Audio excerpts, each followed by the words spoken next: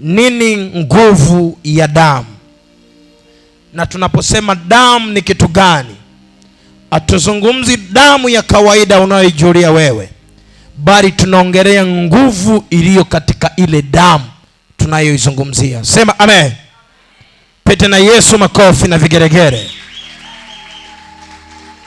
Hatuizungumzii damu kama damu, bali tunazungumzia nguvu iliyomo katika ile damu. Na unaposikia damu ni nafsi. Ndio maana Mungu akamwambia Kaini,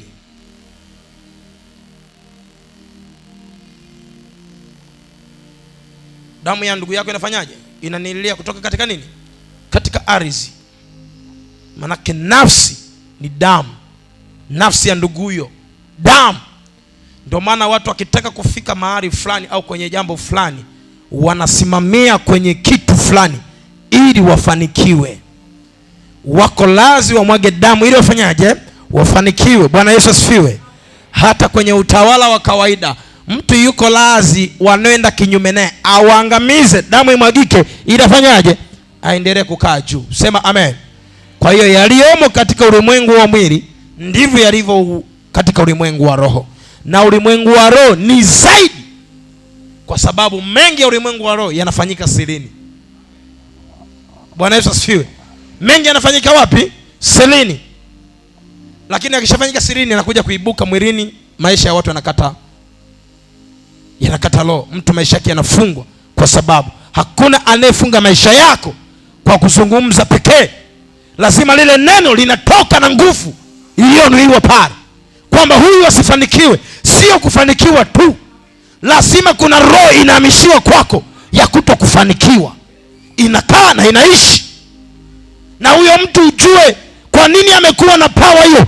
Tambua kuna damu ndiyo inayompa nguvu, kwa sababu yamkini alienda kutambika, lamkini alienda kuchanjiwa damu, kaveshwa damu nyingine, hili akitamka jambo litokee.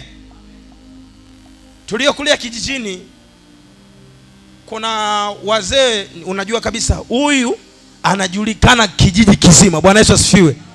Na unaambiwa ukimuona huyo bibi, msaidie ule mzigo alofanyaje, aliyoubeba. Umsaidii kwa heshima, bali unamsaidia kutokana na historia yake ilivyo.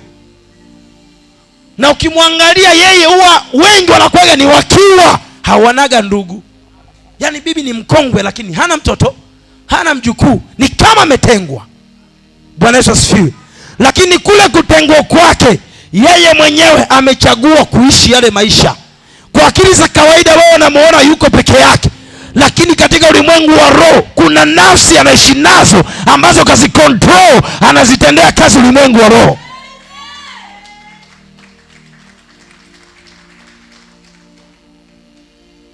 Nitawapa siri kidogo ili muelewe. Kwa nini wachawi wanaishi miaka mingi? Ushaelewa? Asikudanganye mtu. Wachawi wanaishi miaka mingi sana kuliko watakatifu. Sema amina. Sema amina. Unajua kwa nini wanaishi miaka mingi? Kwa sababu wanasimamia agano lao. Na muda wake unapo expire anaambiwa mwaga damu. Anapomwaga damu, ile damu anapokunywa anachukua nafsi ya yule mwenye miaka ya kuishi, yanahamishia kwake. Kwa hiyo yeye utakuja kumuona, yani ni kakongwe kana miaka 105, lakini hakusahau. Unaweza kusema mbona ana akili kama za mtu mwenye miaka 20? Sio yeye alishakufa kitambo, lakini kuna nafsi inaendelea kuishi ndani yake. Nikwambie, kama kuna mtu alichukua nafsi yako anaishi nayo, atake asitake ataitapika katika jina la Yesu. Yaani hiyo nafsi yako aliyeichukua anaitumia. Wewe unamwangalia mtu ana miaka 100, anazika watoto, anazika wajukuu, yeye yupo bado anaendelea kuishi.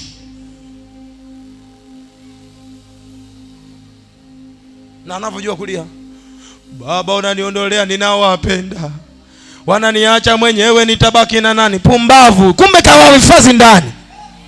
Nafsi yako haitahifadhiwa katika jina la Yesu. Nafsi ya ndugu zako hazitahifadhiwa katika jina la Yesu. nafsi za kizazi chako hazitahifadhiwa katika jina la Yesu. Hata kama kuna ndugu zako wametangulia mbele za haki kwa kunyang'anywa haki zao, Bwana anakwenda kuzirejesha. Sema napokea hiyo neema. Kuna watu wamekufa, wameacha future. Naomba unielewe. Kuna watu wamekatishwa maisha yao. Walikuwa kichwani mwao kuna project ya utajiri iko kichwani, lakini walikufa kabla hawajatimiza. Damu yake imemwagika kabla hajitimiza. Bwana Yesu asifiwe. Kuna wengine walitakiwa wawe marubani, lakini urubani wao haujatimizwa tayari yale maono. Kuna mtu mzee fulani au ndugu yako fulani, iwe shangazi yako iwe bibi yako, hata watapika katika jina la Yesu. Unasema watatapikwaje na kati wameshakufa? Mimi siangalii kufa kwao. Barikiwe binti, barikiwe mno. Mimi siangalii kufa kwao. Mimi ninadiri na nafsi. Ndio ukombozi unaozungumziwa leo. Wengine mnatembea maisha yenu yameshakufa. Unatembea lakini wewe ni mfu hai. Inasubiriwa tarehe iliyoandikwa ili ufe. Nani akuandikie tarehe ya kufa na kati bado Mungu anakupenda? Nikwambie, ukiwa na kitu cha kimungu na umemkimbilia Mungu na anakupa siri za ulimwengu wa roho, mkimbilie huyo Mungu, kwa sababu atakunasua kwenye mitego mingi sana. Unajua sisi watumishi wengi wamezoea kuwafundisha theolojia. Theolojia imetengenezwa ni kama empire project ya utawala, utawaliwe ili uwe chini ya nini? Ya utawala. Ndio maana ikifikia wakati nitakuhubiria theolojia utanielewa. Na utanielewa vizuri theolojia. Kwa sababu gani? Imetengenezwa kwenye mfumo wa kukufanya wewe utii sheria ya kanisa kuliko kutii sheria ya Mungu. Theolojia inakufundisha kutii sheria ya nini? Ya kanisa. Ndio maana naambia kabisa, wengine walizosomea theolojia nyingine wanakuambia asipotoa fungu la 10 mumtenge. Asipotoa sui nini tegemeza, tunamtenga. Sema amina. Kwa hiyo wewe utaishi kwa ajili ya kuogopa miongozo, lakini hauishi kwa ajili ya kumwogopa Yesu aliye hai. Namzungumzia Yesu aliyekufa pale msalabani, damu yake ilivyomwagika, amesema sasa imekwisha. Haleluya. Huyu Yesu ndio ninayekuhubiria, aliyesema imefanyaje? Imekwisha. Ni mangapi amekwisha mambo yako? Ukija kuangalia ni mangapi amekwisha? Lakini kuna mengi bado hayajafanyaje? Kwa sababu hujajua siri. Hujajua nini? Hujajua siri. Inafikia wakati Mungu anatufunulia macho ya rohoni. Macho ya rohoni ziko design hizi mbili. Kuna physical, unaweza ukaona kitu na unaweza ukasikia kwamba hili neno linaloniambia hili ni la kweli. Sijui kama umeelewa. Ndio maana kwamba kuna wengine walisikia lakini hawakuelewa. Lakini nimekupa wewe kuona na kusikia ili wafundishe waijue kweli ya Bwana.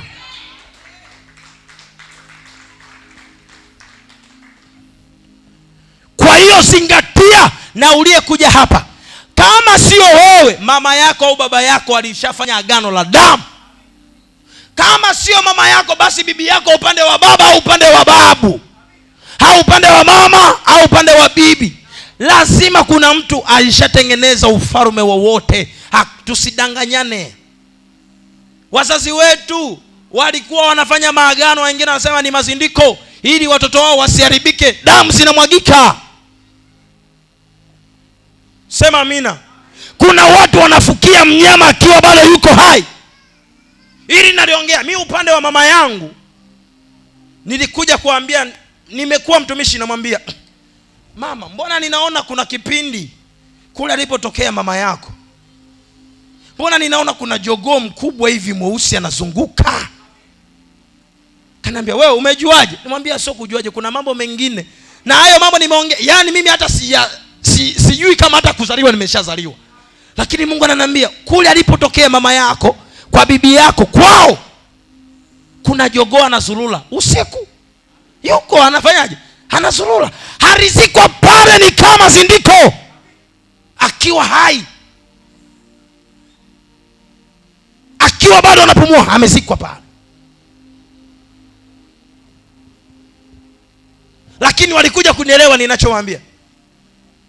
Nikasema ndio maana, nikamwambia mamangu, ndio maana babu aliwakataza nyinyi msiende upande wa mama yenu kule, kwa sababu alijua. Sema amina.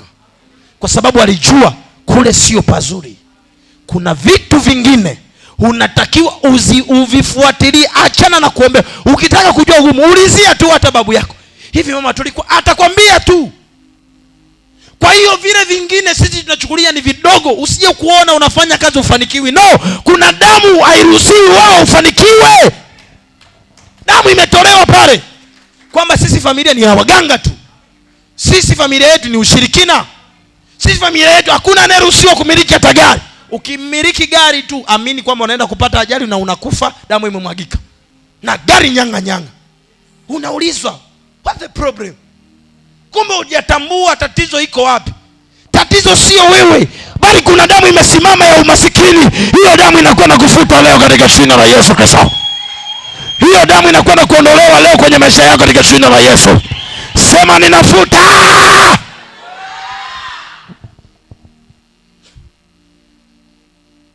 Sema amen. Sijui kama kuna mtu ananielewa. Tusiwafundishe injili ya liturujia, mtapotea. Tuliambiwa mwisho wa siku tutatoa hesabu za roho za watu. Mimi sikufichi, mimi mbinguni nitaenda, wala mimi siumizi kuhusu mbinguni. Nitafika, lakini nikifika mbinguni nikikutana na Yesu na mimi nijidai, naambia mzee, ulioniambia yote mimi nimeyafanya. Kama hawajafanya ni wao.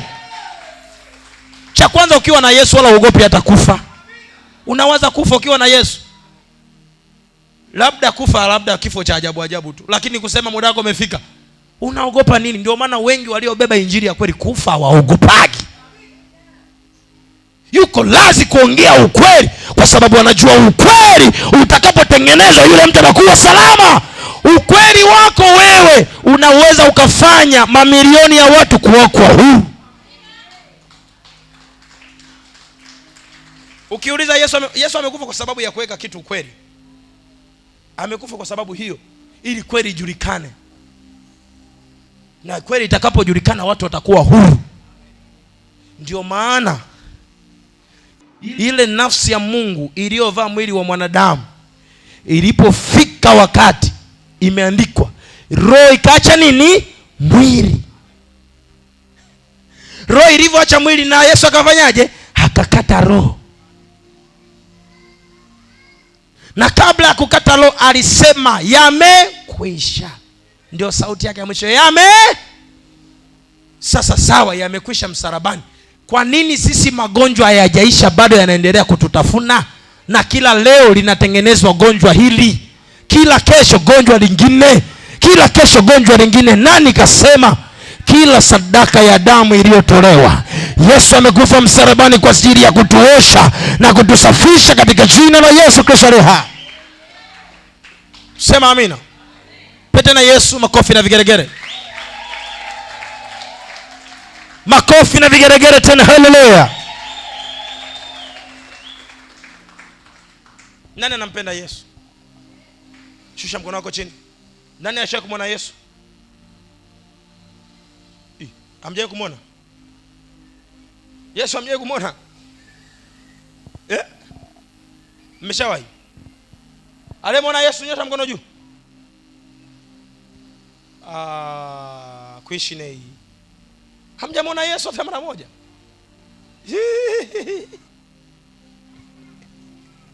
Mwingine anaogopa, kashazoea liturujia, ataambiwa Yesu umemwona wapi? No, hii injili ya kinabii. Yesu umemuona, huwa Yesu anaonekana kwenye matendo. Sema amina. Yesu anaonekana kwenye nini? Kwenye matendo. Yesu alivyoambia wewe tutakutana Galilaya, maana yake nini? Yesu alikuwa anatembea na masera zake muda wote. Sema amina. Lakini Yesu alivyoona jamani, muda huu sio kuonana mimi na nyinyi. Sema amina. Akawaambia, mimi nyie tangulieni, mimi na nyie tutakutana mbele ya safari. Kwa sababu alikuwa anajua wingu la kukaa nao limeisha, lakini watakaa naye katika ulimwengu wa roho. Ndio maana Yesu aliwaambia, sitawaacha peke yenu, nitakuwa pamoja na nyinyi. Nitaachilia Roho Mtakatifu, ndiye mtakaye kuwa pamoja na nyinyi. Lakini chochote mkikihitaji, ombeni kwa jina langu, na Baba wa mbinguni atalifanya. Kwa hiyo ukiona uponyaji umetokea, ujue umemwona Yesu akitenda. Ukiona watu wanafunguliwa, ujue Yesu ndiye amefanya.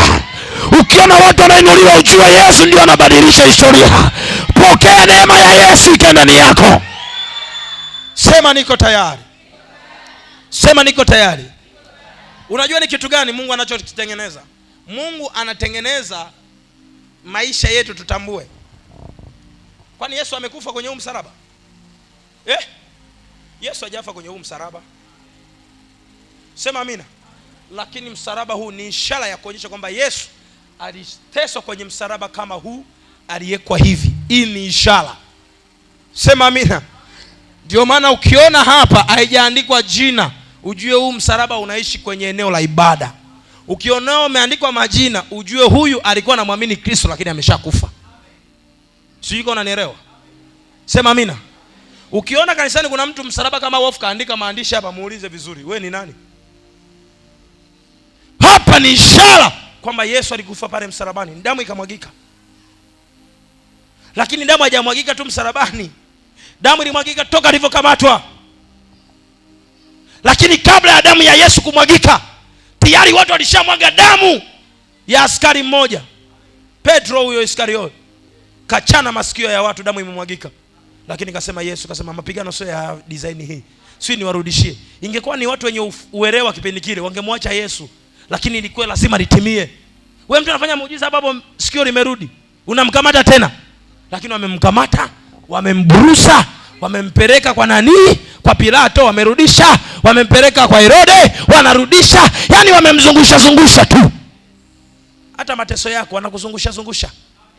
Mara HIV, mara kansa, mara pressure, mara kisukari, mara una ugonjwa, una hatia. Sema amina. Kinatoka kibali anasema, mbona huyu ana hatia? Lakini ghafla una hatia tena. Sikufichi, ninakwambia kweli ya Mungu, iko siku hii sauti utaisikia. Ukitaka ukombolewe, yafuatilie ya kwenu yaliyotokea. Alafu mwambie Mungu, sitaki yaliyotokea yatokee kwenye kizazi changu au yatokee kwangu. Mpendwa katika Kristo, sikufichi, utaona mambo yako mengi yakiwa yanabadilika.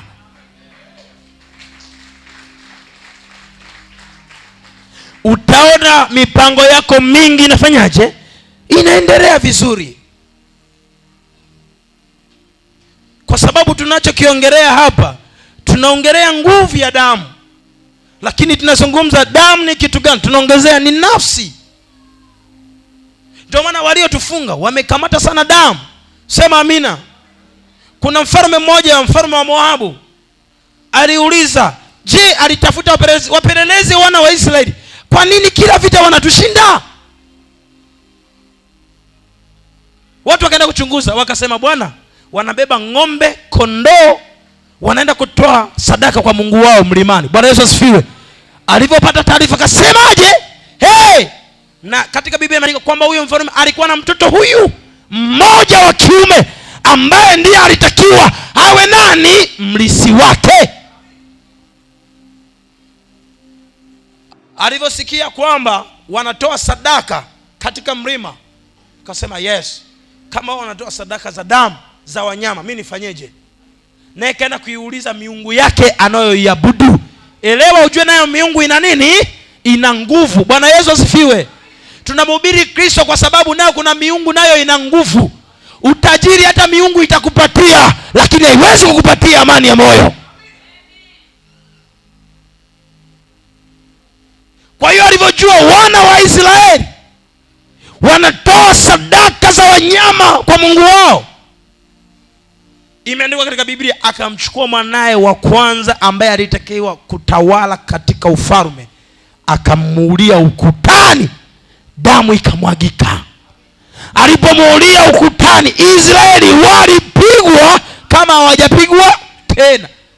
Mfalme wa Moabu aliwaupiga wana wa Israeli kama hajawapiga tena. Walishangaa, tumepigwa pigwaje? Lakini kumbe kilichowapiga, alijua siri. Kaenda kutoa sadaka za damu yake, manake ni mtoto wake atakaye kuwa mtawala. Nikwambie mpendo katika Kristo, yule unaoshindana naye katika biashara yuko lazi kuua hata mtoto wake ili afanikiwe. Yule unashindana naye kwenye mafanikio yuko lazi kuua hata familia yake yote ili astiri kwenye utajiri. Alafu sisi tunataka kupambana naye, sisi walokole, sisi wa Kristo, kutaka kupambana kutengeneza ufalme wa Mungu, tunakuwepo nyuma. Sio kama tunapenda kuwepo nyuma, no, hatupendi, bali huwa hatujafundishwa kweli ya Mungu tuitambue. Tukitambua kweli ya Mungu tutafika mbali. Sema amina. Ndio maana naambia utukufu wa Mungu huwa umejificha. Siri ya Mungu huwa imejificha. Huwa haijichanuagi sana. Hii huwa haijichanuagi sana, inajificha. Lakini mwenye hekima na maarifa ndio anaitakiwa aichambue, aijue ile hekima, aipeke kwenye mikono yake ili aone utukufu wa Mungu.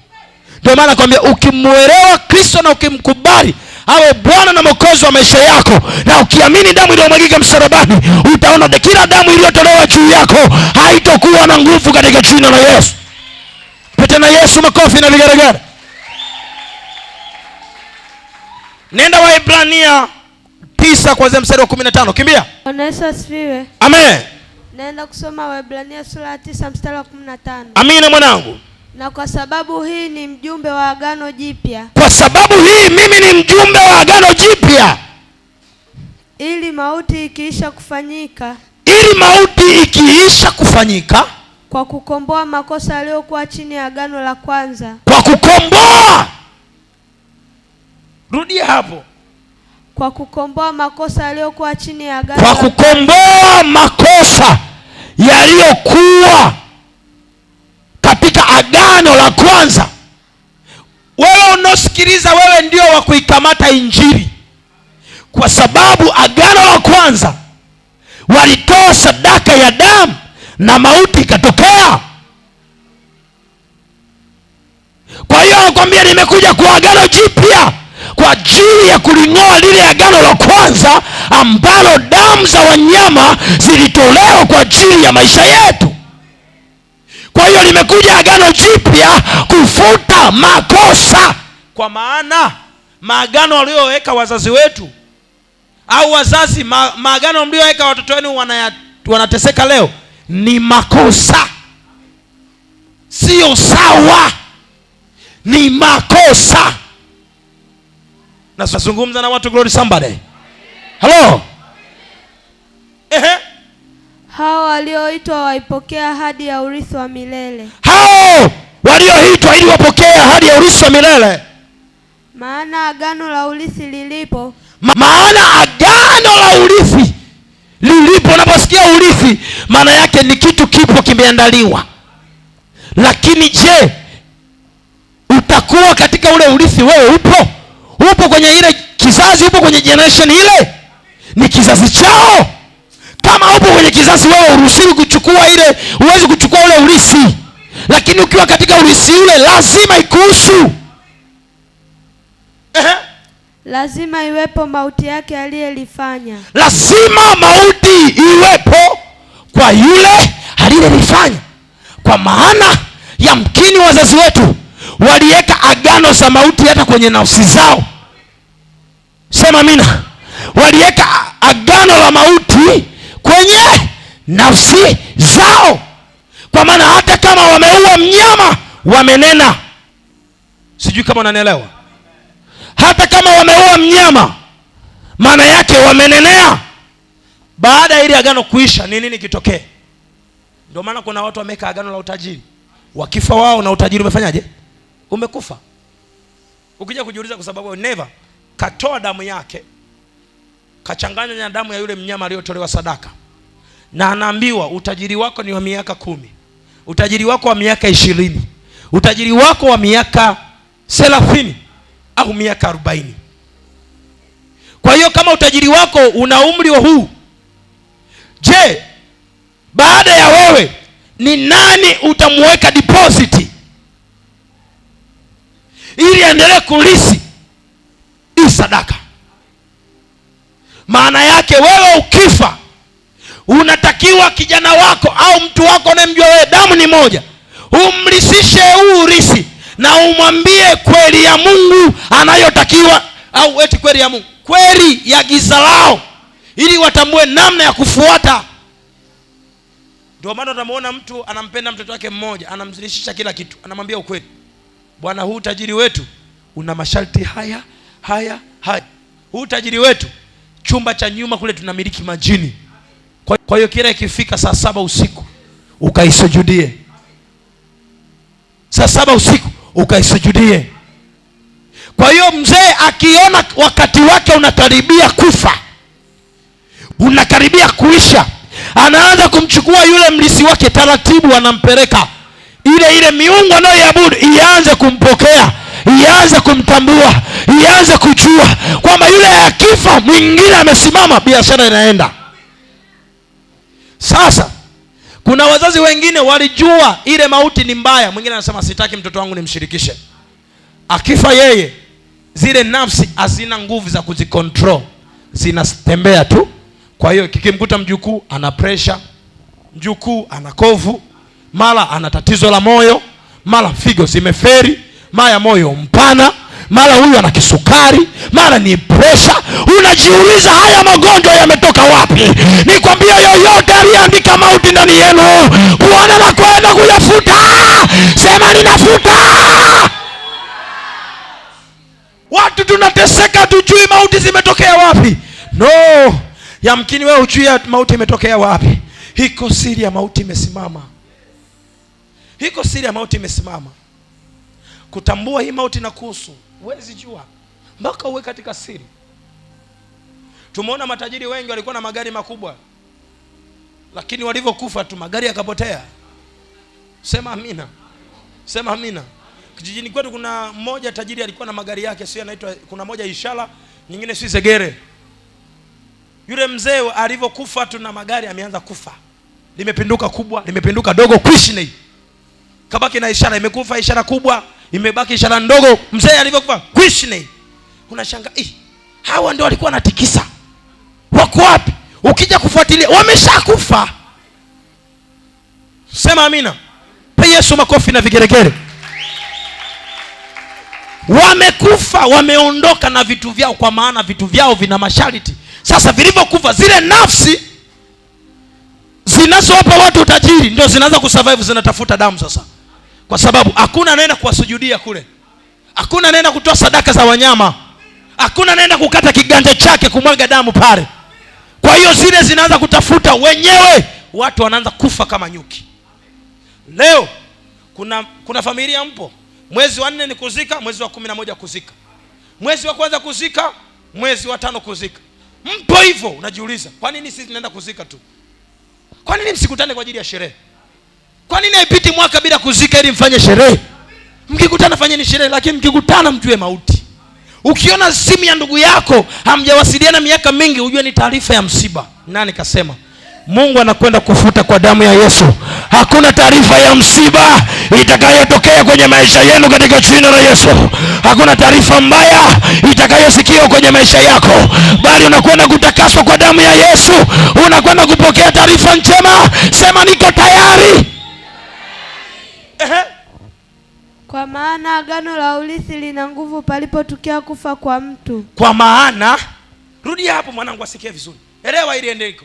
Kwa maana agano la urithi lina nguvu palipotukia kufa kwa mtu. Kwa maana agano la urithi lina nguvu alipotokea kufa kwa mtu, sio mnyama. Naongea na watu. Sio nani? Kwa hiyo mnyama ni kama kiashiria, lakini sadaka inayotolewa pale sio ya mnyama, ni mwanadamu. Mtu anatoa sadaka ya kwake yeye. Au anasema mkeo asibebe mimba, toa kizazi. Wewe unaweza kushangaa kwa nini upate kizazi? Never. Yamkini mama yako aliingia agano la uchawi, alisema binti yangu wa kwanza au binti yangu wa mwisho hatabeba watoto. Kwa hiyo kizazi chake chote nimekikabidhi kwenye miungu. Binti wa watu unateseka, unahangaika huku na huku, kumbe tayari kizazi chako kimeuzwa. Nani auze kizazi chako na kati umekuja kwenye hii madhabahu? Watake wasitake watakutapika. Watake wasitake watakutapika.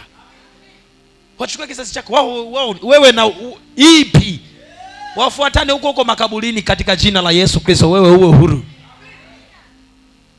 Unashangaa, unauliza mbona ndugu zangu wanapata watoto, kwa nini mimi tu? Problem sio wewe, kuna siri. Na ukiona kizazi chako kimechukuliwa au unapitia magumu, ujue kuna nyota ya Mungu iko ndani yako. Huo kwenye miungu hawachukuagi ili mradi damu la mzembe, hawachukui. Yaani ukujua una future yote wachukue ili weje. Wao wanachukua damu yenye future, mawazo yako wao ndio wanaenda kuyatumia kule. Kule wanachukua damu yako kwa sababu wanakwenda kutumia mawazo yako ili wafanye mambo yao mengine yafanikiwe. Ndio maana wanapenda damu changa. Kwa sababu gani? Mtoto anapozaliwa anazaliwa na kibali chake, anazaliwa na nyota kabla haijapitia magumu. Tumbo, mtoto aliyo tumboni tayari wanajua huyu ana nyota gani. Hiko neema ya Bwana mchana wa leo, asubuhi ya leo, jioni ya leo. Hiko neema ya Bwana asubuhi ya leo. Hiko neema ya Bwana majira haya. Hiko neema ya Bwana majira haya. Simama juu, sema niko tayari kuipokea. Maliza binti yangu hapo. Kwa kuwa halina nguvu kabisa, akiwa yu hai yeye aliyelifanya. Agano hilo halitakuwa na nguvu kama aliyelifanya bado yuko hai. Kwa hiyo aliyelifanya hilo agano lazima afe. Kwa nini agano la Kristo lina nguvu? Kwa sababu alikufa, nafsi ikaacha mwili, ikarudi ilipotoka, lakini ilirudi mara ya pili kwa ahadi, kuja kuachilia watu kwamba msiogope, nitakuwa pamoja na nyinyi wasee. Msiogope, iko roho ya Mungu itashuka katikati yenu, lakini haitoshuka kizembe. Kutatokea upepo na ndimi za moto zitashuka katikati yenu, mtapokea nguvu. Unaposikia ndimi za moto, ni neno lenye moto linaloshuka ili wachawi wa kuachilia katika jina la Yesu. Unaposikia ndimi za moto, ni neno lenye kubadilisha historia. Na kutamkia neno la kubadilisha historia. Kwa sababu yako maneno yalibadilisha historia yako ya kuitwa mgonjwa, kuitwa tasa, kuitwa mkiwa, kuitwa usioweza, kuitwa mwenye maradhi, kuitwa masikini. Usiogope, hayo wameyazungumza wao. Mungu wetu ana maneno, bali analo neno, na hilo neno ulipokea katika jina la Yesu Kristo. Sema amina. Nenda 10, kimbia hapo. Nenda hapo 10 mstari wa 8.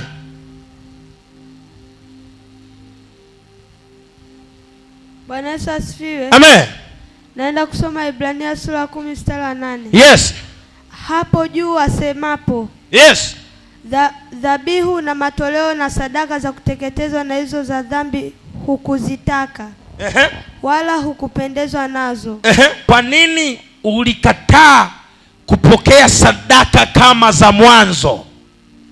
Hapo mwanzo katika Torati watu walikuwa wanatoa sadaka za damu, na walikuwa wanatoa sadaka za damu kwa sababu ya kuosha dhambi, kujitakasa. Walikuwa wanatoa sadaka za damu kutokana na mazingira yaliyopo kipindi hiko. Sema amina. Lakini Yesu anakuja kuwajibu kwa hekima. Endelea hapo. Aondoa la kwanza. Rudia hapo. Ndipo aliposema. Ndipo aliposema. Tazama. Tazama. Nimekuja niyafanye mapenzi yako. Nimekuja kuyafanya mapenzi ya Mungu. Aondoa la kwanza. Ili aliondoe lile la kwanza, ili kusudi alisimamishe la pili. Ili Bwana Yesu alisimamishe la pili. Kwa hiyo ile agano la kwanza la damu lililotolewa katika kizazi chenu linakwenda kufutwa katika jina la Yesu, na linakwenda kusimamishwa agano la pili katika jina la Yesu. Linakwenda kusimamishwa agano la pili katika jina la Yesu. Wanaoamini injili wakisimama juu waseme niko tayari.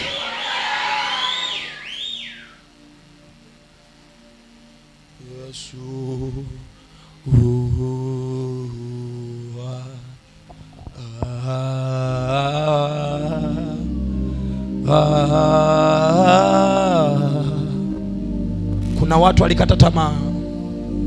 Yesu